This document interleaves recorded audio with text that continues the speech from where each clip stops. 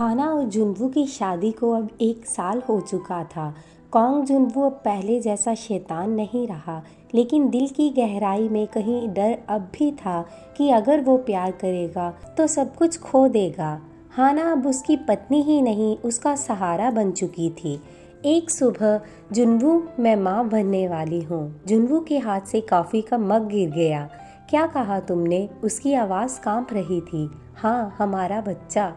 कुछ पल के लिए कमरे में सन्नाटा छा गया। फिर जुन्वू ने धीरे से उसका हाथ पकड़ा। क्या मैं अच्छा पिता बन सकूंगा, हाना? जब सब कुछ अच्छा चल रहा था, तभी अतीत फिर से लौट आया। ली जे-हुन, जुन्वू का सौतेला भाई जो बिजनेस से निकाला गया था, अब वापस आ गया। बधाई हो भाई, तुम बाप बनने वाले हो। मगर क्या तुम जानते हो, तुम्हारा बच्चा तुम्हारे दुश्मनों का सबसे आसान टारगेट होगा।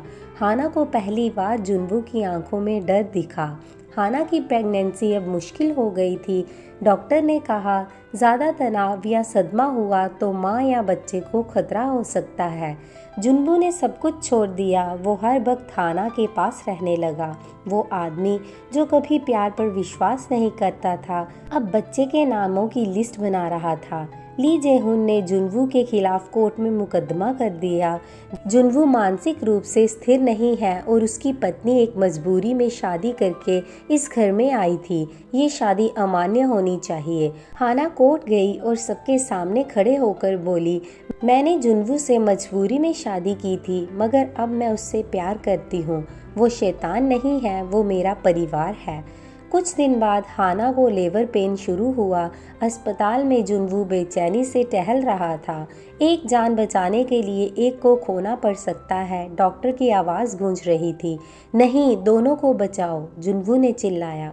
घंटों बाद डॉक्टर मुस्कुराते हुए बाहर आया। माँ और बच्चा दोनों सुरक्षित है, लड़का हुआ है। जुन्वू ने पहली बार अपनी गोद में अपने बेटे को लिया और आंसू बह निकले। मुझे लगा था मैं शैतान हूँ, लेकिन ये छोटा फरिश्ता शायद मुझे इंसान बना देगा।